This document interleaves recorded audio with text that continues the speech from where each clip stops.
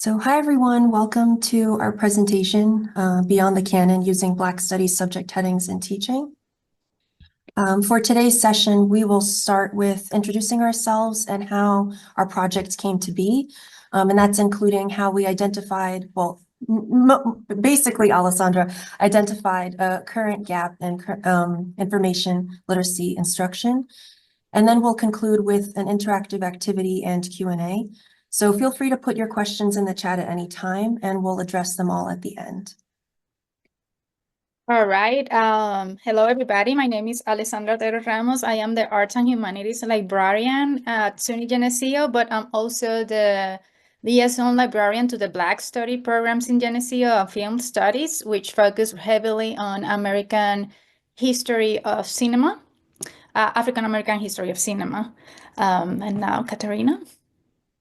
Hi everyone, my name is Caterina Reed and I'm the Academic Engagement Librarian at Stony Brook University Libraries. I work closely with the departments of English and Creative Writing, and it is my pleasure to work with Alessandra today.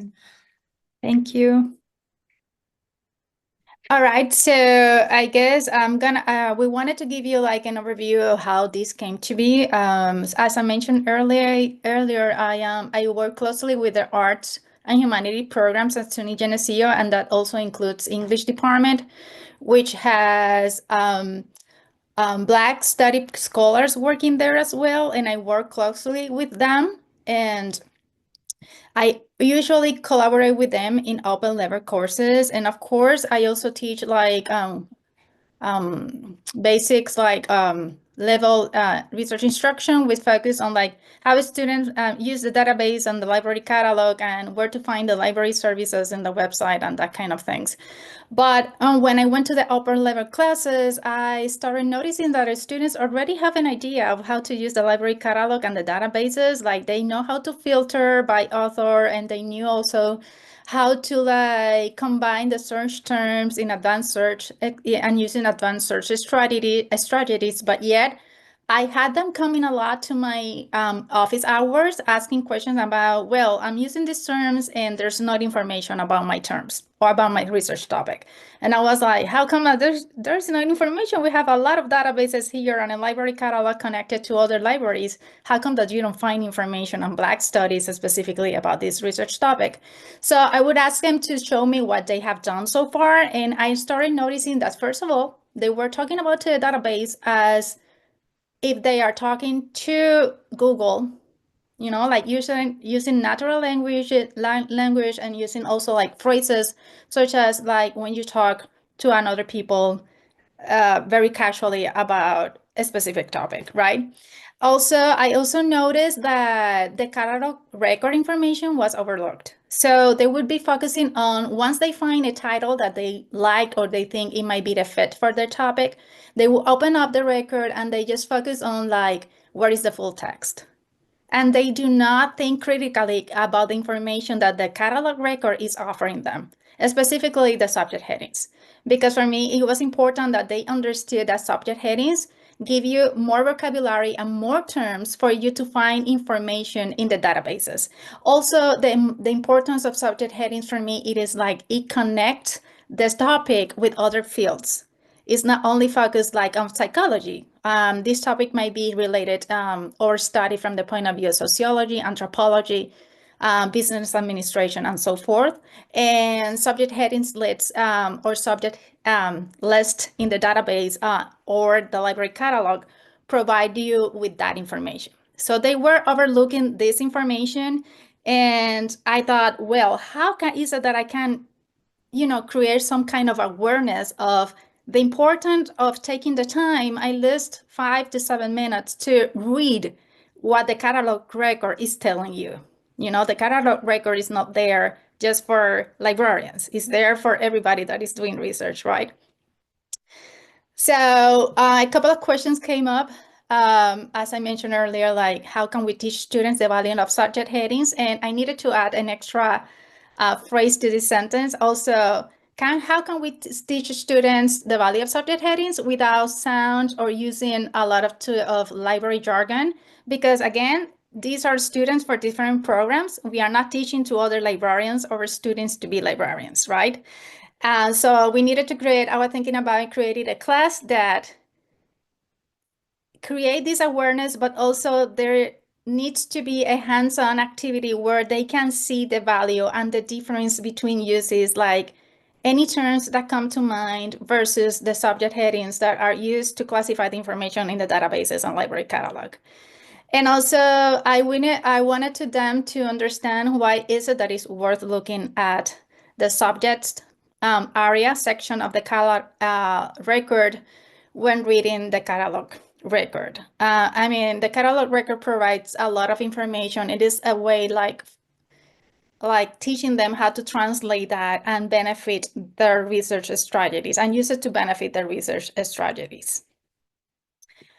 So I started I focus on instruction in Black studies because first of all, these are the most requests that I get for upper classes.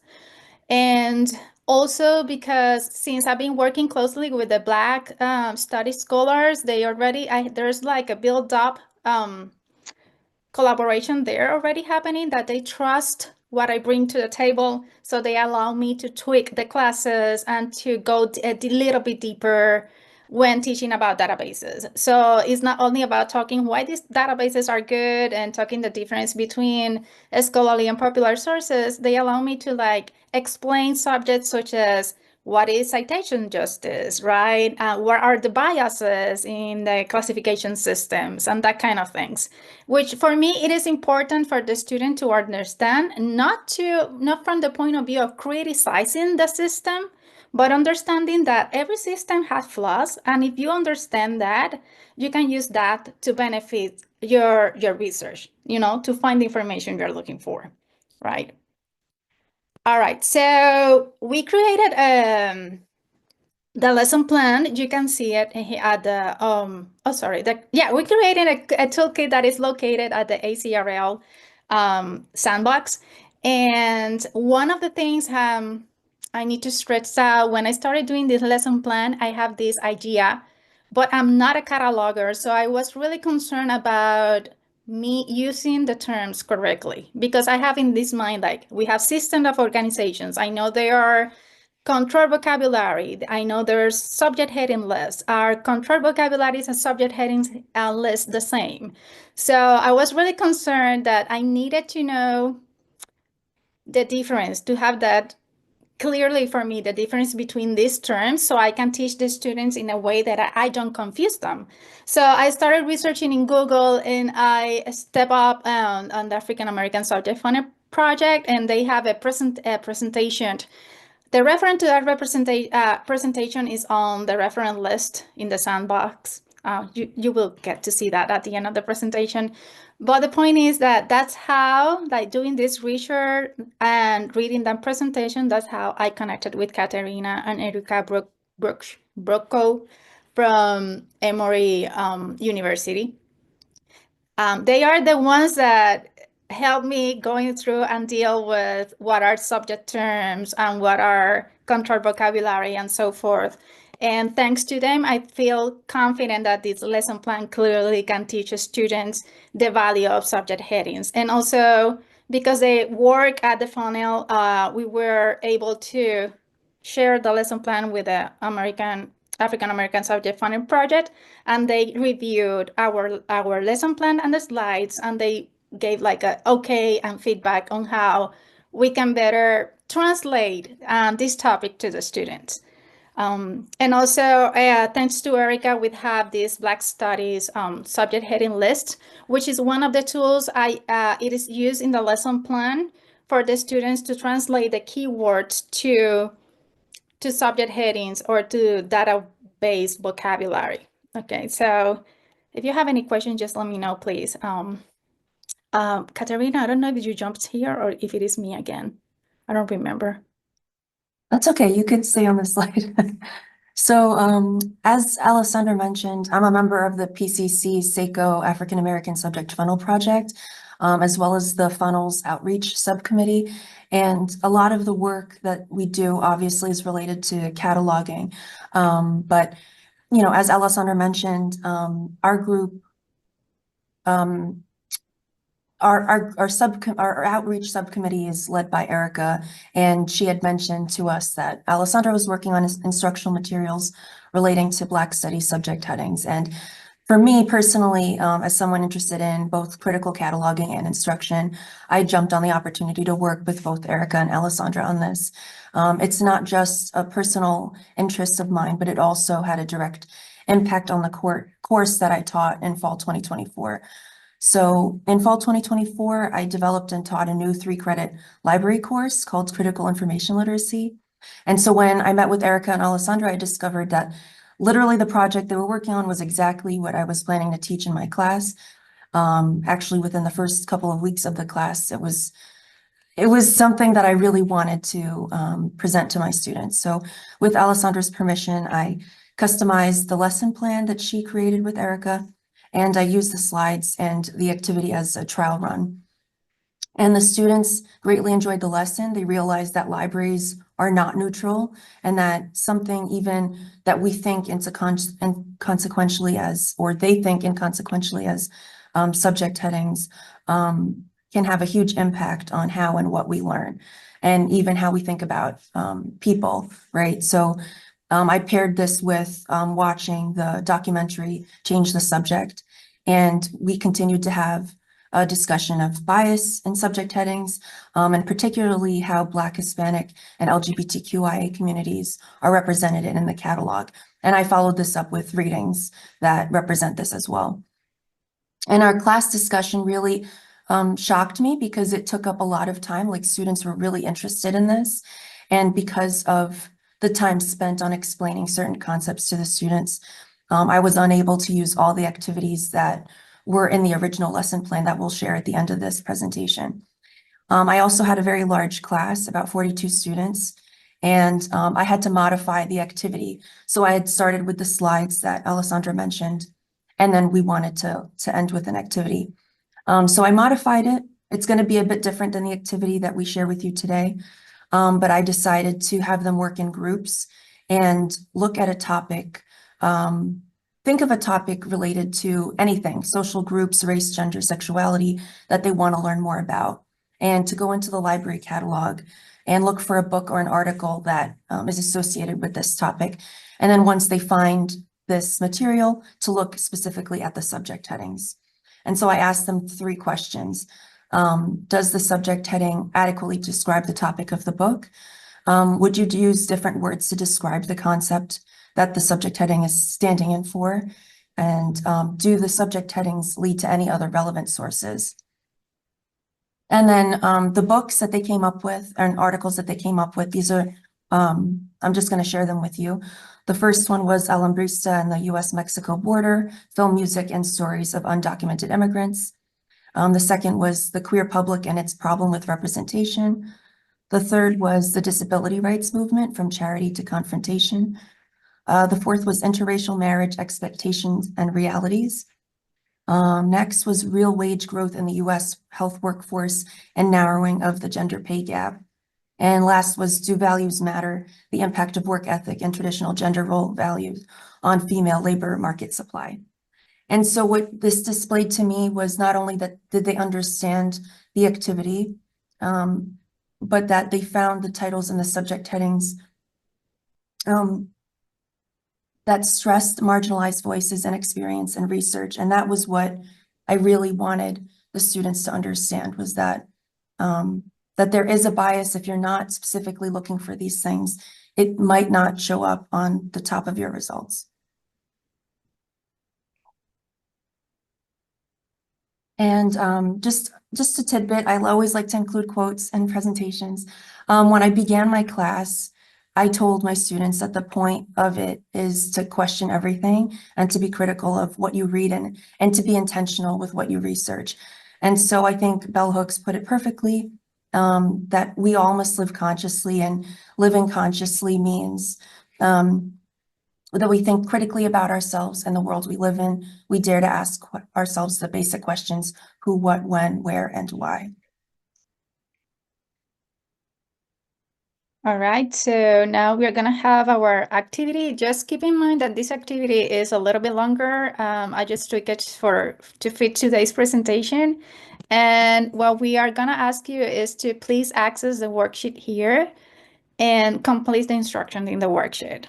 We're gonna give you a couple of minutes to do that. And once you complete that, if you can share in the chat that you are done, and that would be helpful.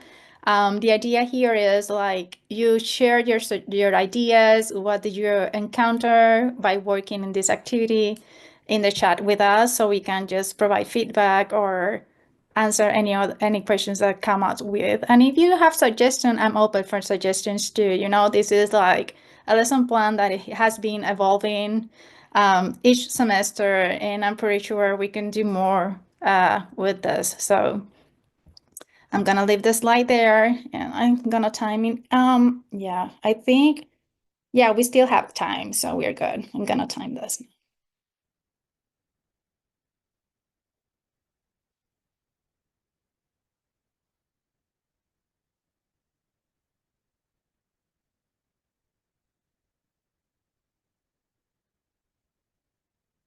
Let's see if I can open up the chat. Okay.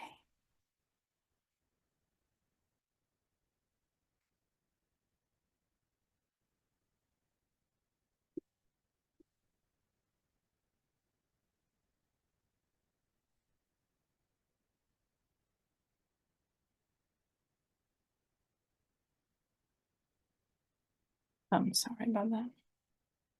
Let me just share the screen. Somebody asked for, yeah. Here's the URL.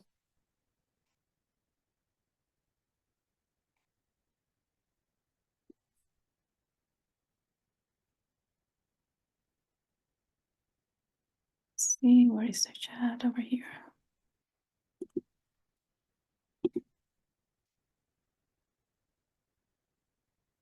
Okay, perfect.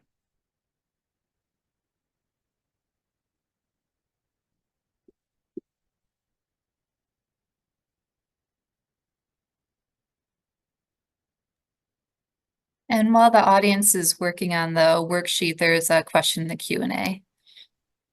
All right, so let me just go there really quick. Q&A. Caterina, can you see the questions? I don't see the QA option. Oh, here it is. Got it. So how are you working around the issues of CIP being the default in the subject heading as a assignment versus full cataloging by librarians? If you can explain to me what CIP is, I would appreciate that, because I don't know what that means.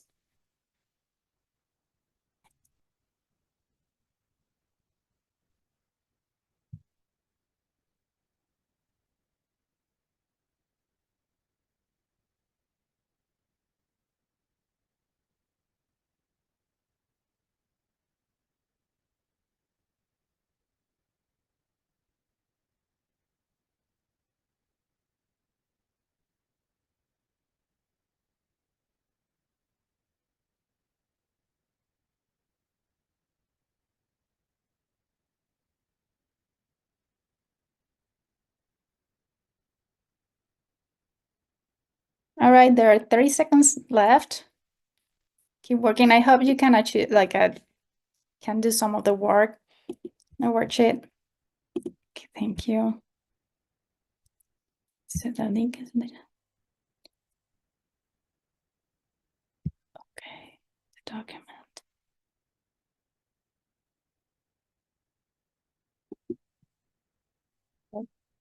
Yeah, if you wanna, you can make a copy of the document to get it edited.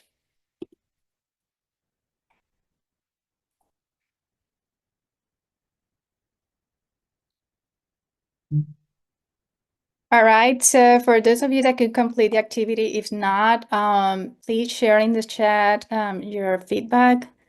Where is that? This Zoom link. So this is a lesson plan. This is step 2, comment your findings. And if you use a database, let us know what kind of database is used, because when we run this activity in different databases, we get different results from it. Like sometimes when you use the terms like the keywords or the key phrase that the students sometimes come up with, you can get more results, but then the results are not related to the topic, and that's why they said I don't find information. Or vice versa, in my catalog, I would find a lot of information when using specifically the subject heading, which is like, I wasn't sure what was happening, because I would expect when using the keywords that would expand the results, but I got more results using the subject headings. I think it's because the library catalog is more effective in retrieving the information from the different databases that we have at the library. And so, yeah. Caterina, do you have something to add? I see that there's a Q&A here. Okay.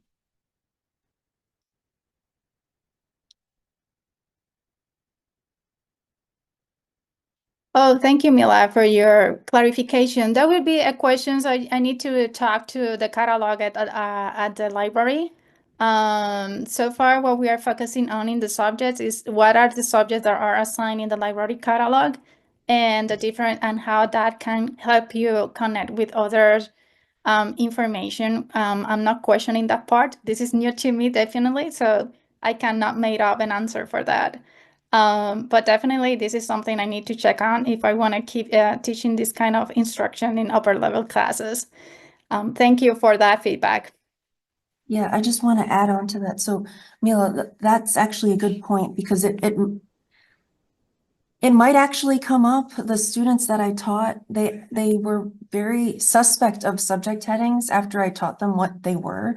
And then they asked, like, well, who is the group that determines the subject headings, and how long do subject headings take to get changed? And so we actually had a very in-depth cataloging conversation that I did not anticipate. So once students understood that there were structural biases, they wanted to learn more about how they could get changed. And I informed them that I was part of the group, but that, subject headings aren't automatically changed, and they have to go through months and months of, work in order to get changed. And there's no guarantee that they'll get changed, right? Because the Library of Congress has the final say. So it's a really good point. And thank you for bringing up that question. There's another question. I think we can now jump to the Q&A questions, because there are questions regarding the activity. Yes, I use USA because that's how a student talk. So that's my point. It is like I'm being observing that the students are using their natural way of explaining things to find information. And there's like a limit to that, because databases doesn't talk like that. Usually when you go to a database and you filter by location, it is United States of America, the terms that is used to retrieve that information. So the idea here with the activity, that's why the activity said, like, American people descent living in US, because when they come to the consultation, they talk like that. It is like, so yeah. The idea is how to teach the students translate the way they talk into database vocabulary. Thank you for that question.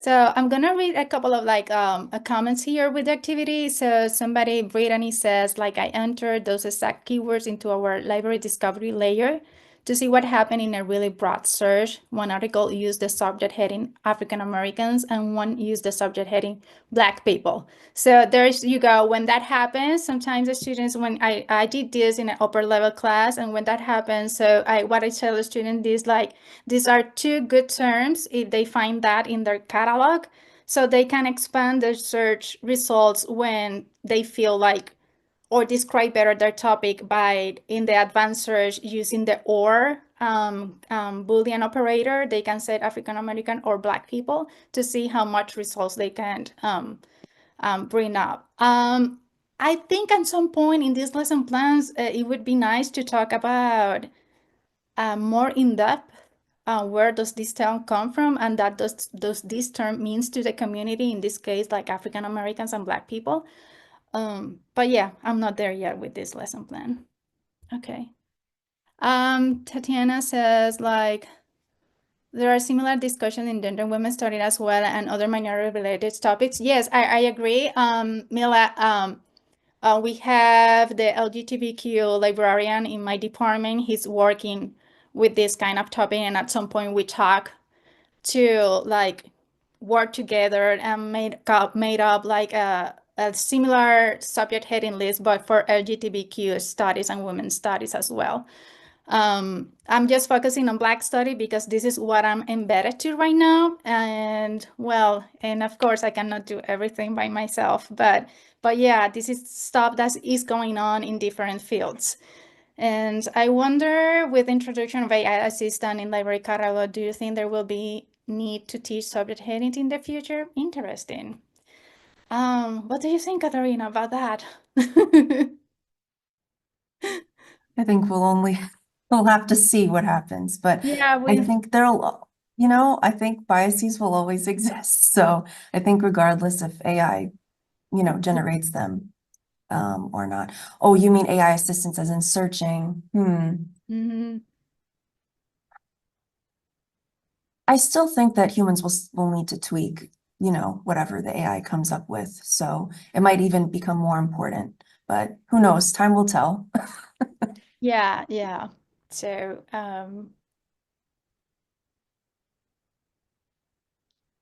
oh, interesting. Lauren says, I wonder if the powerful thing here is to have cataloging involved in training of search AI assistant. That would be a new job. That would be really interesting to do, I guess. So relevant headings are used in the response. Okay. All right. So I don't know how much time do we have left? At what time it is supposed to end? It was 10:40, 20. Oh, yeah, we have 4 minutes left. Thank you, everybody, for your feedback in the chat. So you can find our lesson plan in the ACRL sandbox. Here's the QR code, and also we could, when I'm done with the presentation, I can put the link in the chat as well. The lesson plan is more, let's say, is more comprehensive than what we present here, and there you will have the slides, the outline, and also some suggestions on what other things you can do when teaching this kind of subjects too. So yeah, I hope you can you can make find the lesson plans useful for your class, or if you have any questions, or if you want to provide us with feedback, also we'll be happy to. You can email me as well. Now, do you have any questions? I guess everybody asked their questions. Like, let me see the chat. It's just, okay, there's this chat here. Thank you. So I would have one comment to add because we still have 2 minutes left. The way I see this part of teaching subject heading and having somehow the knowledge of the catalogers involved in research instruction, I also see it like moving in the future. Like, it is important to teach, although subject headings have their limits.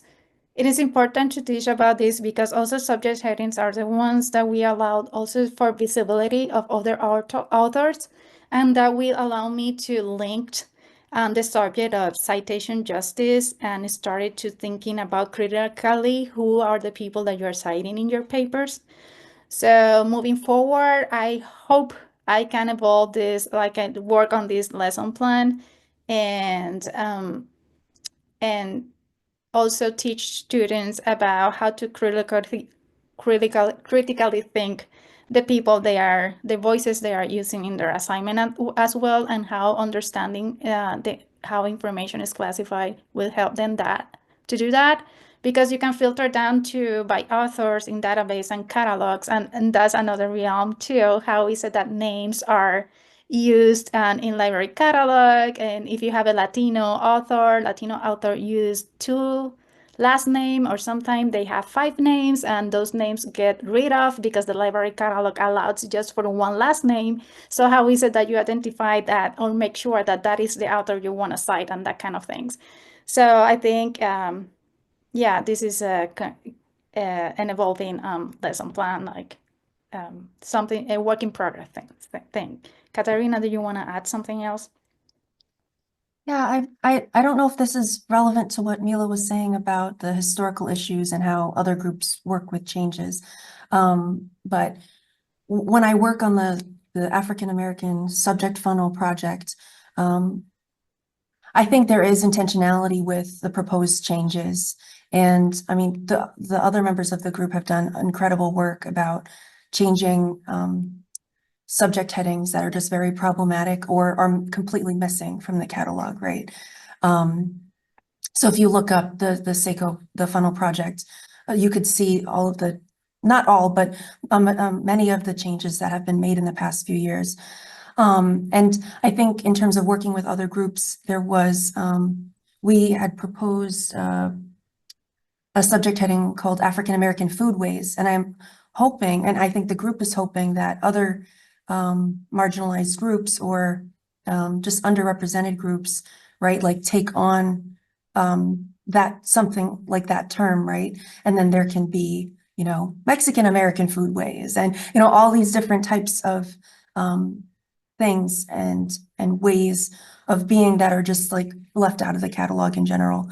And I think the students, at least the students that I taught, really took to this concept and really enjoyed learning about it and realized how important this is, right? And so the library is not just this place to study and, you know, you will just learn about a database and, you know, try to cite some stuff, but that there is a huge impact. And what Alessandra's talking about, the citation justice, I had also covered that in my class, and it's really, really important. And they realize that they're members of groups that have also been excluded.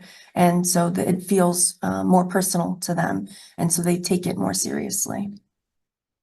Well, thank you. Okay, our time is up. I don't want to take next presentation time. Here are our emails. Thank you everybody for listening to us today and for your participation, and I hope you have a great time today.